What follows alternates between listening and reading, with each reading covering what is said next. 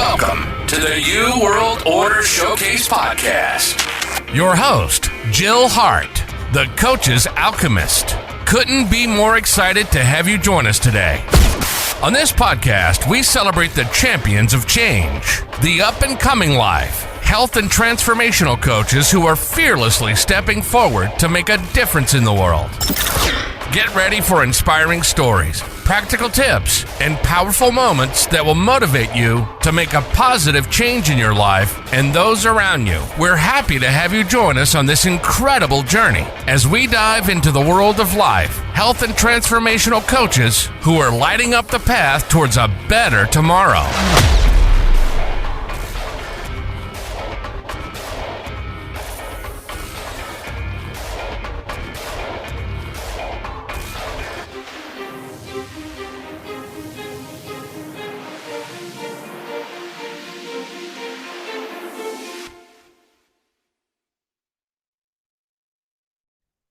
Hi, and welcome to the New World Order Showcase Podcast. Today we have with us Courtney Edwards, and Courtney is here to talk to us about behavioral health, life, and relationship coaching that she does because she believes in mindfulness, well-being every day. She is also the host of the Pragmatic Alchemy podcast. Sorry about that. That's okay. So welcome to the show, Courtney. Thank you, Jill. All about you. Thank you. It's so nice to be here. And this is exciting because as a podcast host, I'm usually on the other side of the conversation. So it's nice to be in the hot seat for once. But yeah, I am a board certified coach, a certified relationship coach, certified meditation teacher, and a podcaster. So I do a whole bunch of different things. But the thread that I think unites all of those activities is this mission of promoting mindful well-being in everyday life.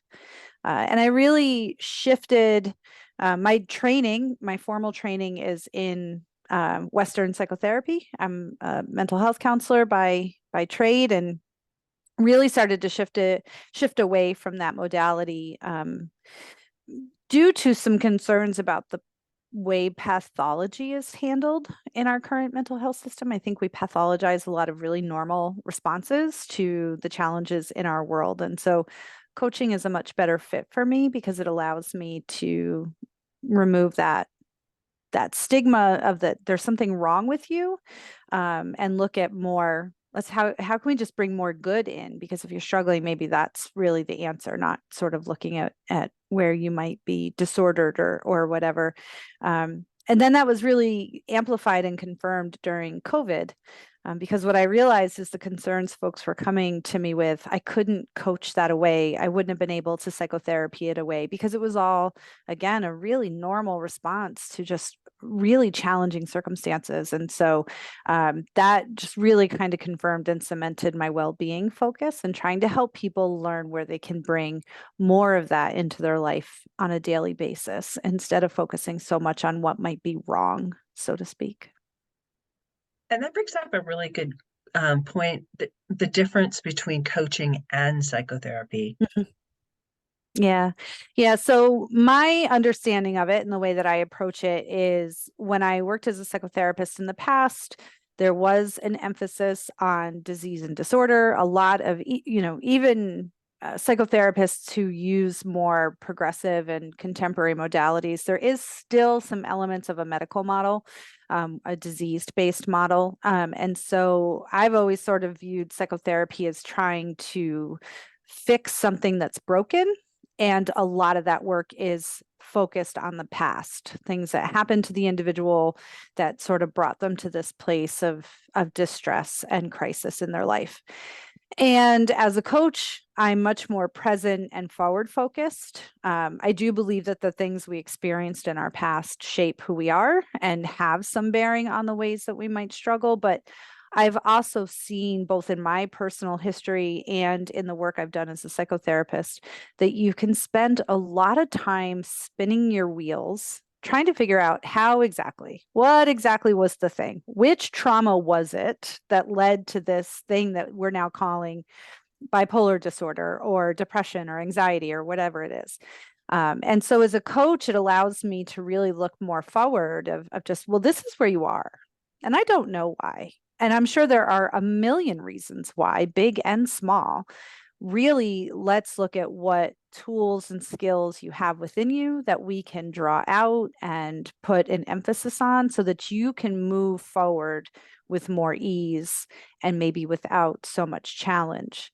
I also believe a lot of the crises that we face aren't because there's something inherently wrong with us, but just that our coping skills maybe are inadequate for the circumstances that we're facing. And so coaching is a very skills-based protocol. And so it helps me sit with somebody and say, what is something actionable that we could do right in this moment? Things that you can change in your life today, whether it's the way that you're thinking, the way that you're talking to yourself, environmental factors, the way that you're caring for yourself, but actual concrete things that we can do to move forward with a little bit more ease and a little bit more gentleness.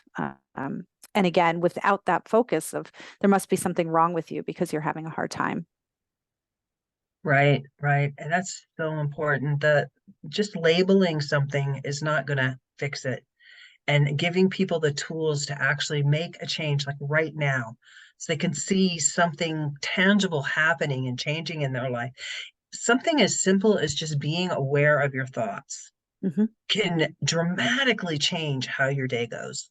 Mm-hmm. And recognizing that you're not responsible for reacting to everything that passes through your brain. Yeah. So true. If we could, yeah, if I could teach that to everybody in the world, I think we would have a much different experience as humans. One of the things that really drew me into this is my own meditation practice, and I often will describe mindfulness and let me back up a little bit. I see meditation and mindfulness as not synonyms. And a lot of people do kind of approach those as synonyms. And I think that meditation is a practice and a tool that teaches us how to be more mindful.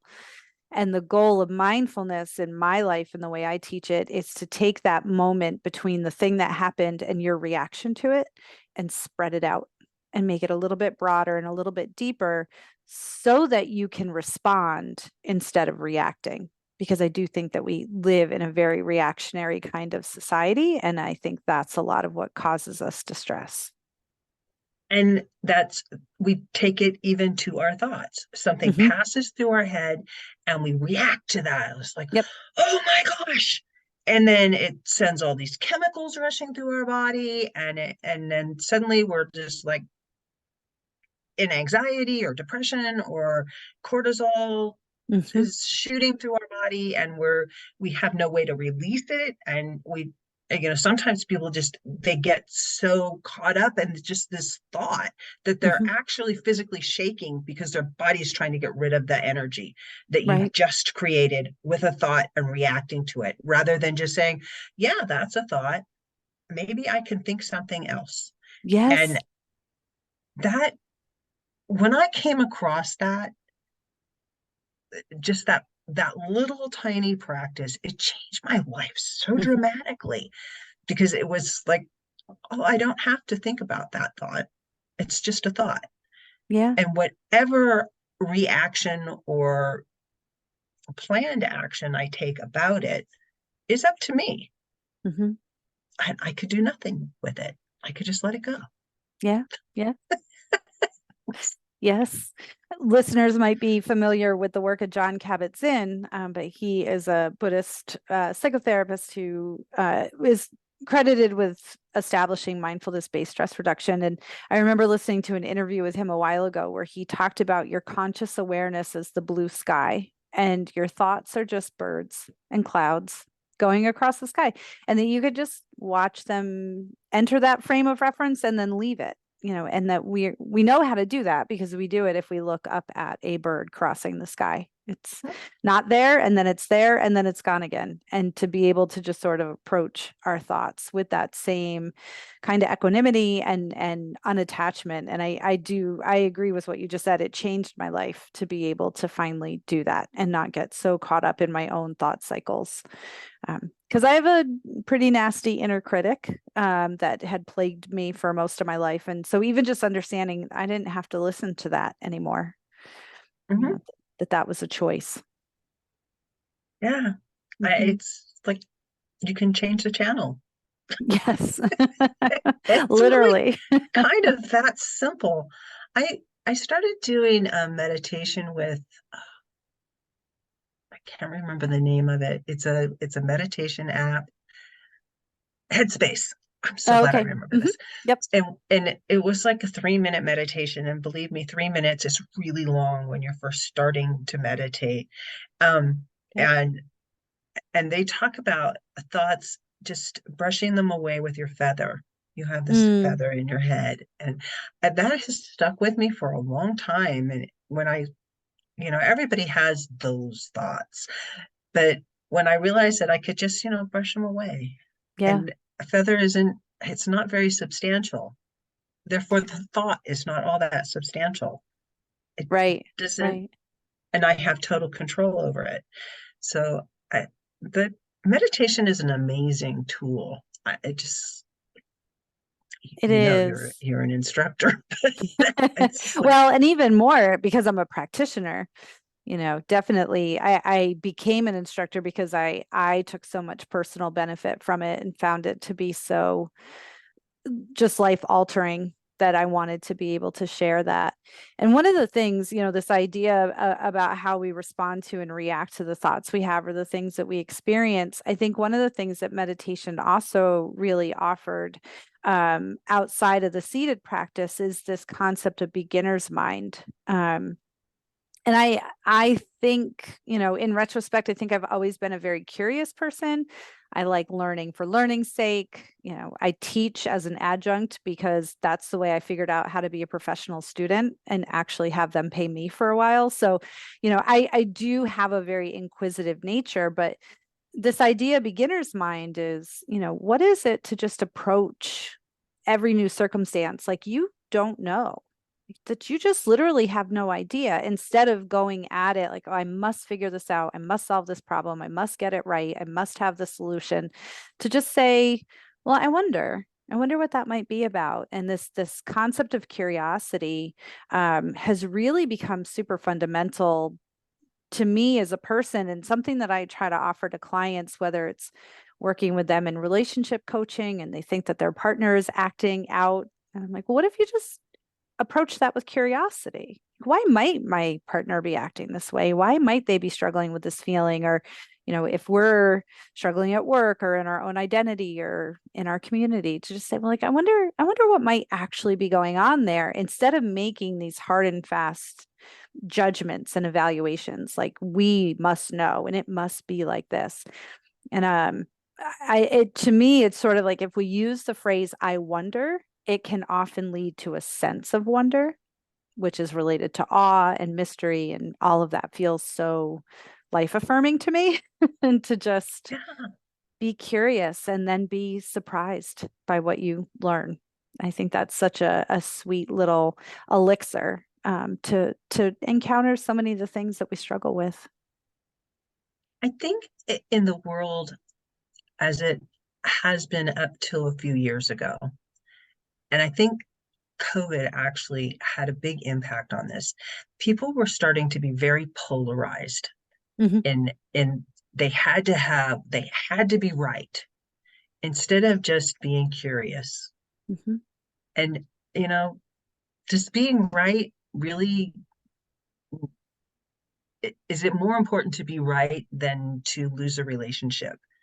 Is it more important to be right than to be curious? Hmm. To wonder, maybe there is a different answer. Maybe both sides are right. Maybe both sides are wrong. I don't know. Right. And it's okay not to know. It's okay to sit in the what ifs. It could be anything.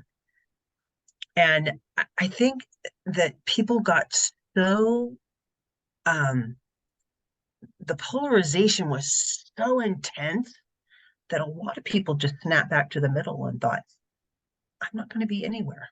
Hmm. I don't have to be anywhere. And I think it's opened people's minds to the possibility of just being curious.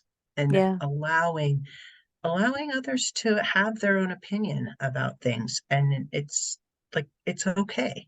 It doesn't make a difference in the realm of anything. Right, right. And I think even beyond it being okay to not know, I think there could be an element of excitement in not knowing, right? Because now it means there's something to uncover. And that might actually be really exciting and something never before thought of, for that particular individual. So, you know, just really being so open-hearted and open-minded to that process of curiosity, I think can really change folks' worldview. And I think it can soften the edges on some of the things that we struggle with. It's not going to eliminate the challenges that we face, but it might open us up to a different pathway towards reconciliation with some of those struggles. And towards exploring what your purpose is. Because Mhm. when you're so caught up and I have to be right, I have to be right, I can't make a mistake, it closes the door on opportunities to try things that Mhm. may have, not fit in your other paradigm, because you're trying to conform to this shape, whatever it is, Mhm. to satisfy your inner critic that says this is how the world has to be. And Right. anything that rocks that um, makes a difference to who I am fundamentally. And that's just a recipe for anxiety and depression, because you're never going to match up to even your own expectations. Right. Whereas just being open allows you to explore the opportunities and explore what makes sense to you and how you want to move through the world and how you want reality to look for you. And Mhm. ultimately, that's all that matters, is how it looks for you. Right. It's so true. And that shape that you mentioned a moment ago, it just so often is not the shape that you conjured. It's the one that somebody else told you you should be. Your family of origin, your educational system, your community, society writ large. And so often folks are trying to contort themselves into a shape. It's not even the shape that they want. They've just never approached it with curiosity to say, well, I wonder who I really am or who I want to be or what I want this life to look like. And so even taking that moment to do that, I think is really powerful. And the other thing I thought about when you were just talking is how meditation practice, I said a few minutes ago that I see them as sort of, you know, two parts to a process. The seated meditation practice, I think, is really powerful tool in letting go of expectation because the way I think about it, and I often describe it, is it's not something you're going to master. There's so many other endeavors. You want to ride a bike, you want to learn how to play a sport, you want to learn how to play guitar. You can learn a guitar piece and perfect it, right? And play it perfectly 99 times out of 100. And you can sit down to meditate and maybe it's going to be what feels like a good sit 50% of the time. And the rest of the time, something's going to itch, or there's going to be a noise in the background, or you're going to be unable to quiet the monkeys in your mind, or just a million different things are going to happen, and it's still going to be a successful sit. And I think being able to sort of hold those two things is true. That it could, on paper, for this idea of what we think meditation should look like, it could go completely off kilter, and yet you still did it, and that makes it successful. And to be able to say, oh, these can both be true at the same time, I think that is what really helps us then be more mindful in our lives, because we learn to just accept things as they are and not trying to continue to contort into some shape that somebody else told us the shape was supposed to be. And looking for the good. You Mm. just, it just, you can have a meditation where you are like, yeah, there's lots of thoughts going through my head, and I can't just sit here quietly, and I can't get to that place that I like to go. And Mhm. for me, I have this place and this experience I like to have when I meditate, Mhm. and I can't always get there. Right. The nose itches, there's noise, the puppy wants to go outside, whatever. There's just like something that's keeping you from experiencing that great that great spot. But Mhm. each time you sit down and do it, you experience something, Mhm. and you need to take away from it that I did it. I Mhm. practiced. And it's all about practicing. It's not about doing. It, like you were saying that with the guitar piece, but Mhm. the sitting down and doing it, and then thinking about, what did you accomplish with it? Mhm. What what thought did you have that was really positive that you can just kind of savor throughout the day? Mhm. Yeah.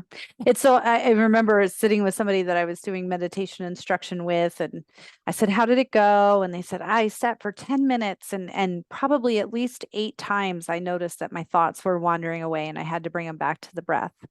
I was like, "That's amazing. That was 8 times Right.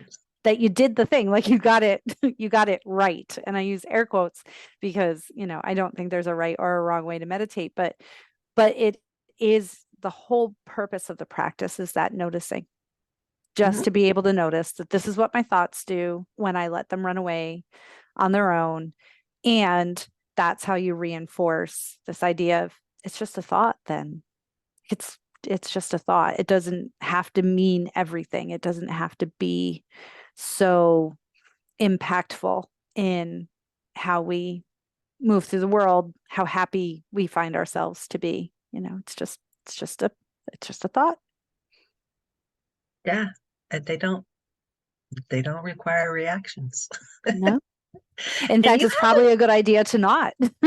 Yeah, you do have a group that you offer meditation in the pragmatic spirit. How does that work and look? And Yeah, so it's an on again, off again endeavor. I am ramping up for on again, which I'm excited about. We meditated together in person prior to COVID and then remotely after COVID last fall. I ran an 8-week session that was sort of my attempt at a hybrid format, and that went mostly well.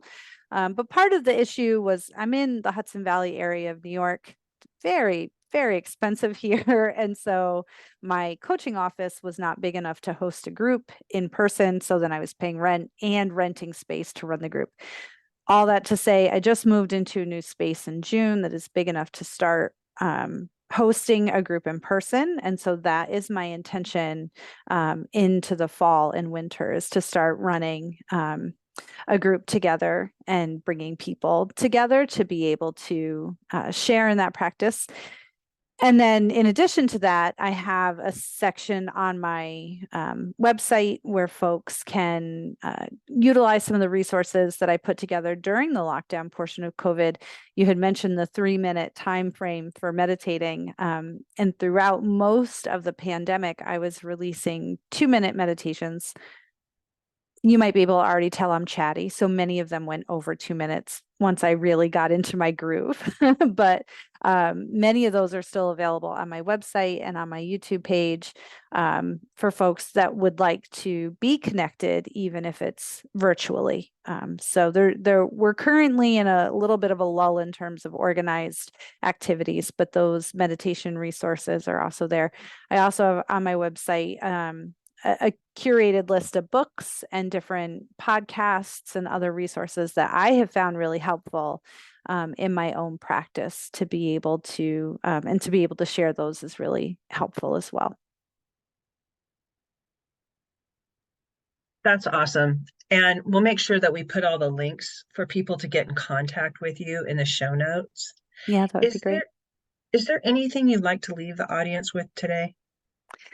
I would just encourage everybody to take one moment, preferably outside if you live in a place where it's conducive to being outdoors, and just be curious. Just look around. I saw a meme one time on Instagram, which I really do think that's where I get most of my best content. It's from other people's memes. But it said something along the lines of moving through the world like you're a benevolent alien. And what would it be like to walk outside where you live right now and just try to imagine what it would look like if you had just gotten plopped down onto Earth and it was all brand new? And my guess is that it would be pretty miraculous and not something you would take for granted as much as many of us tend to take our day-to-day lives for granted.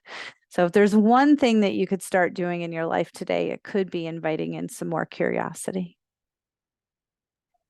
I so appreciate your time today. Thank you for joining me. Thank you. I had a great time. Thank you so much for tuning in to another empowering episode of the You World Order Showcase podcast. We hope you've enjoyed hearing from our incredible life, health, and transformational coaches who are making a profound impact on the world. Remember, change begins with you, and you have the power to transform your life and the lives of others. If you want to take that next step and unlock your true potential, visit thecoachesalchemist.com, where you can find the 3 ways we can help you for free to spin your talent into gold with clarity, a system, and a plan. Don't forget to hit the subscribe button so you never miss an inspiring episode. And if you enjoyed today's show, we'd greatly appreciate it if you could leave us a review on your favorite podcast platform. Your feedback means the world to us and helps us reach more people with our positive message. Stay connected with us on social media for updates, behind-the-scenes content, and upcoming guest announcements. You can find us on Facebook at the You World Order or simply visit thecoachesalchemist.com.